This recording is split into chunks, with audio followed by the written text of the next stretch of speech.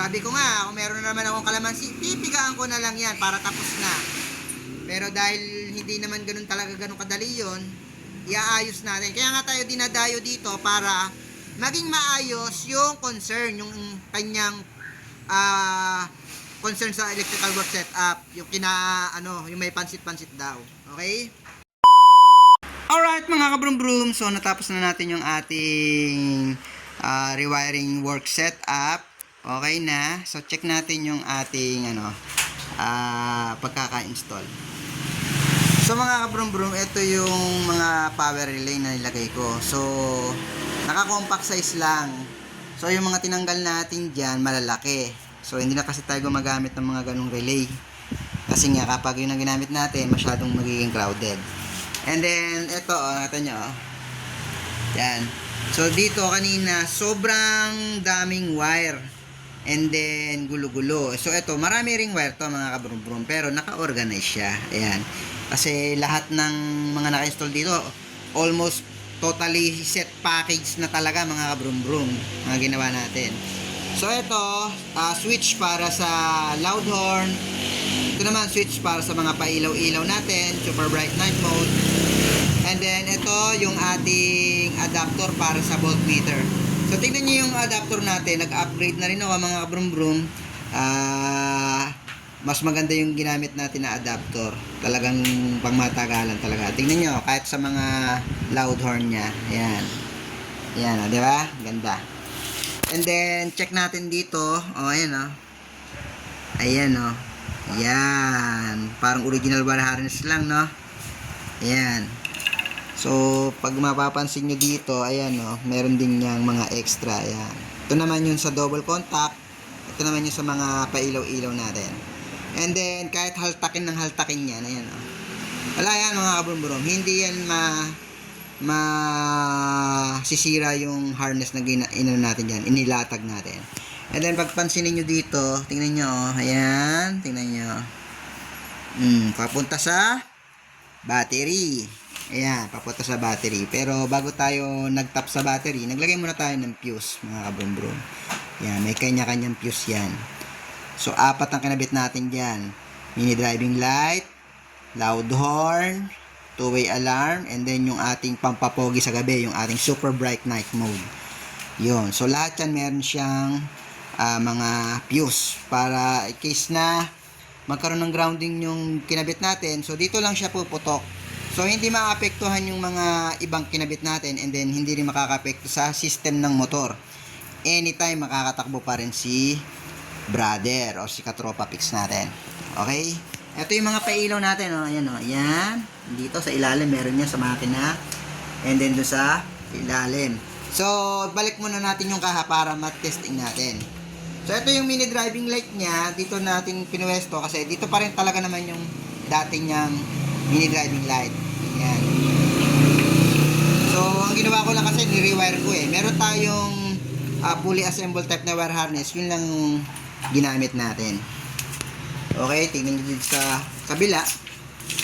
Ayan, no. Tingnan nyo kung nawala na yung yung sampayan ng medyas, no. Ayan, no. Diba? Hindi nyo lang mahalata, talagang kala nyo parang original wire harness. Oh, diba? So, balik na natin yung kaha para matesting na natin. Alright, mga kabrum-brum. So, ginabi na tayo, mga kabrum-brum. Pero meron pa rin tayong customer, mga kabrum-brum. So, solid na solid tong customer natin. Malayo pa lang pinanggalingan pa nito. Pangasinan pa. So, mga kabrum-brum, check ko muna, papakita ko muna sa kanya. And then sa inyo, yung kanyang concern, mga kabrum-brum. So, yung concern niya, magpapa-rewiring siya. So, yun yung dinayo niya sa akin dito. So, check natin, mga kabrum-brum. Tignan nyo, sa battery pa lang. So, dito, kinakabahan ako pag mga ganito. Dapat, ito, meron ditong fuse. Yan, tatandaan nyo yan, mga kabrum-brum. Lahat ng mga ikakabit nyo sa battery, dapat meron yung fuse. Kasi, pag nagkaroon ng grounding, yung mga kinabit nyo, wala siyang fuse, dire-diretso ang power niyan. Hanggang sa magbaga yan, magbabaga. Ngayon, pag nagbaga, pag dumikit yan dito, magbabaga yan, yun na yung pagbumulan ng sunog. Hindi nyo na mapipigilan yun, mga kabrum-brum. Papanoorin nyo na lang yung motor nyo na nasusunog. Sad to say, kawawa talaga. So, ayan mga kabrum-brum. And then isa pa, tulad nito, oh, lagi ko sinasabi, parang meron tayong sampayan ng medyas. Yan. Nagtataka ako sa mga motor shop na naggagawa ng ganito. Tipid na tipid sila sa cable tie. So, isa yan sa pinakamahalagang materyales, yung cable tie, kapag tayo nag-electrical work setup. Okay, check natin yung mga kinabit sa kanya. Ayan, oh. Oh, di ba? Nakita nyo. Ayan, meron siyang relay na malalaki. Pero wala naman eh. Hindi ko naman binabash yung gumagamit ng ganito. Pero, yun nga, sa totoo lang, napakahirap gumamit na rin ng ganito dahil crowded. Tulad nito, oh, nakita nyo, oh, crowded siya. Oh, ayan, ang dami, oh. Ang lalaki, oh. Oh, ayan, ayan yan natin. Ayan, tingnan natin, oh, di ba? Oh, tingnan nyo. So, sabi ko nga, kung meron na naman akong kalamansi, pipigaan ko na lang yan para tapos na. Pero dahil hindi naman ganun talaga ganun kadali yun, iaayos natin. Kaya nga tayo dinadayo dito para maging maayos yung concern, yung kanyang concern sa electrical work setup, yung yung may pansit-pansit daw. Okay? Ayan, oh. So, tatanggalin natin yan muna, i-organize natin, and then yung kanyang loudon, yan pa rin ang gagamitin natin mga kabrum-brum. And then, nasa na ba yung stock horn dito? Ayun, may stock horn pa rin siya. Buti na lang, nandiyan yung stock horn niya. Okay, so lilinisin natin yan, tanggalin natin lahat yan, yung mga nakasabit-sabit na yan. And then, sad to say, ang nangyari kasi dito, pinutol yung original wire niya. Yan, dyan ako nalulungkot mga kabrum-brum. Kasi sa totoo lang, yung mga ginagawa ko, kahit sobrang dami kong nilagay sa motor, ni minsan hindi ako nagputol ng original wire harness. No need na natin putulin yun, basta alam natin yung gagawin. Okay? And then, dito tayo sa kabila. Ayan. Oh, ayan, oh. Ayan, talagang ano eh. Sampayan talaga eh, oh. Ayan. Okay, so before and after natin yan, check nyo mga kabrum-brum. Ito ah, ayan. Maraming gulo-gulo dyan, oh. Ayan, oh. So, titignan natin kung ganyan pa rin yung magiging outcome ng ating gawa. Okay? Update ko kayo mamaya. So, yun yung double contact mga kabrum-brum. Ayan, yan yun. Dagdag park light siya mga kabrum-brum. So, ngayon, meron akong ikinabit dito sa park light. So, testingin natin yung park light, multicolor. So, pindot ka dyan, brother. Ilalim ito. Dito. Yun, nakita nyo? Ayun. So, yun yung park light, multicolor. So, kapag nag-signal light ka, brother, mag-signal light ka nga. Ayan, nagsisignal light din siya. O, sumasabay, o. O, diba? So, ganun din sa... O, yan. Okay? Ayan, i-off mo, brother. Off mo. O, off mo yung signal light. Ngayon, kapag may kalaban tayo, kasi ito bawal talaga to eh.